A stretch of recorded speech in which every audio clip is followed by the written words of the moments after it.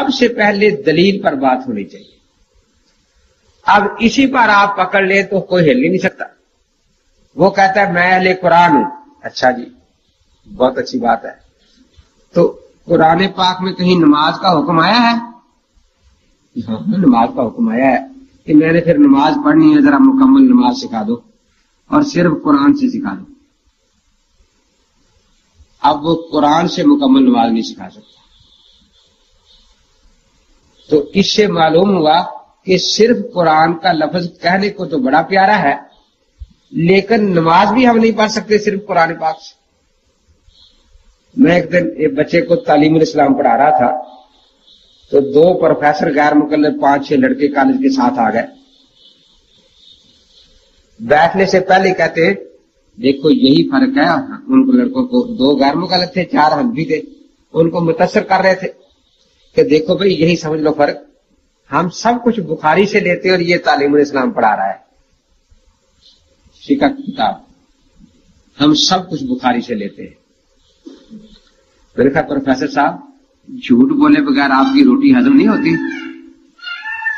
یہ جھوٹ جو ہے آپ بطور چورن استعمال کرتے ہیں تاکہ روٹی کھائی ہضم ہو جائے. میں نے جھوٹ بولا. میں نے کہا زندگی کا سب سے بڑا جھوٹ یہی ہے جو آپ نے اس وقت بولا میرے سامنے. کیسے؟ میں نے کہا بخاری شریف میں کتاب الاذان ہے کہ جی ہاں کتاب الاذان تو کئی صفحوں پر ہے لیکن اذان اس میں نہیں ہے. آپ نکالے ذرا. میں نے تعلیم اسلام سامنے رکھ دی کہ دیکھو اس میں پوری اذان لکھی ہے 7 ترجمے اقامت بھی لکھی ہے. میں نکال کے دکھاتا ہوں. میں نے بسم اللہ. وہ جو پروفیسر تھے ان کو ہم نے عربی بخاری دے دی. طالب علم پھر اردو رکھی تھی وہ دے دی. میں نے کہا نکالو بھائی. نکالتے رہے مل گئی. اچھا کیا ملا؟ کہ اذان جو ہے یشفع الاذان یوتر الاقامہ. اذان ڈبل ہونی چاہیے اقامت اکاری ہونی چاہیے. کیا مطلب؟ اذان کہانی ہے تو 2 دفعہ کہا جائے اذان اور اقامت کہتے 1 دفعہ کہہ دیا جائے اقامت. تو نہیں کلمات کو دوہرا کرنے میں نے وہ نکالے کہے ہیں بخاری میں. کہتے وہ ساری دنیا کو معلوم ہے. میں نے کہا دنیا کو فقہا نے بتائے ہیں بخاری نے نہیں بتائے. میں نے کہا دیکھیے نماز جنازہ تعلیم اسلام میں نے کہا کتاب العیدین ہے نا بخاری میں کہ جی ہاں. میں نے کہا نماز عید کا طریقہ نکال دیں بخاری سے. کتاب العیدین ہے بخاری شریف میں لیکن عید پڑھنے کا طریقہ بخاری شریف میں نہیں ہے. دیکھتے رہے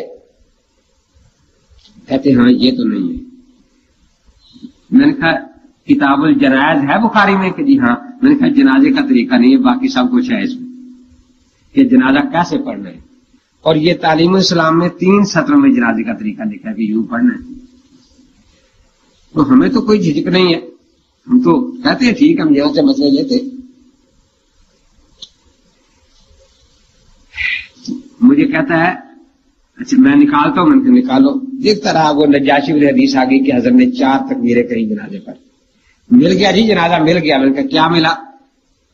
کہ حضرت نے جنازے میں 4 تکبیریں کہیں. تو میں نے اس کی طرف منہ کر کے 4 دفعہ کہا اللہ اکبر اللہ اکبر اللہ اکبر اللہ اکبر. میں نے کہا آپ کا جنازہ ہو گیا یا نہیں؟ ابھی کمی ہے پورا تو نہیں ہوا نا. تو میں نے کہا پھر جنازہ تو نہ نکلا نا. آخر بڑا جھنجلایا. مجھے کہتا ہے امام بخاری نماز نہیں پڑھتے تھے عید نہیں پڑھتے تھے. ان کا بخاری سامنے رکھ کر تو بالکل نہیں پڑھتے تھے. پکی بات ہے. اور اب کیسے پڑھتے تھے؟ ہمارے پاس تو اس کا جواب ہے کہ وہ چونکہ امام شافعی کے مقلد تھے فقہ شافعی سے دیکھ کر نماز پڑھتے تھے. فقہ شافعی سے دیکھ کر وہ جنازہ پڑھتے تھے عید پڑھتے تھے. آپ بتائیں کہ آپ ان کو مقلد بھی نہیں مانتے اور بخاری میں ہے نہیں نماز پڑھنے کا طریقہ. سبحانک اللہم پوری بخاری میں کہیں نہیں. سبحان ربی العظیم پوری بخاری میں کہیں نہیں. سبحان ربی الاعلی بخاری میں نہیں. عجیب بات یہ ہے کہ سیاستہ آپ پڑھ رہے ہیں. سیاستہ والوں میں یہ سارے حدیث رہے انما الاعمال بالنیات. لیکن کتاب الصلاۃ میں کوئی بھی نہیں لایا اس کو بالکل. تو نماز میں نیت ضروری نہیں ہے. نسائی وغیرہ وضو میں لا رہے ہیں کیونکہ اختلاف ہے نا امام شافعی سے وضو کی نیت کے بارے میں. تو اپنے ائمہ کا لحاظ باندھ کر یہ باب باندھتے ہیں نا حضرات اپنے ائمہ کے اعتبار سے.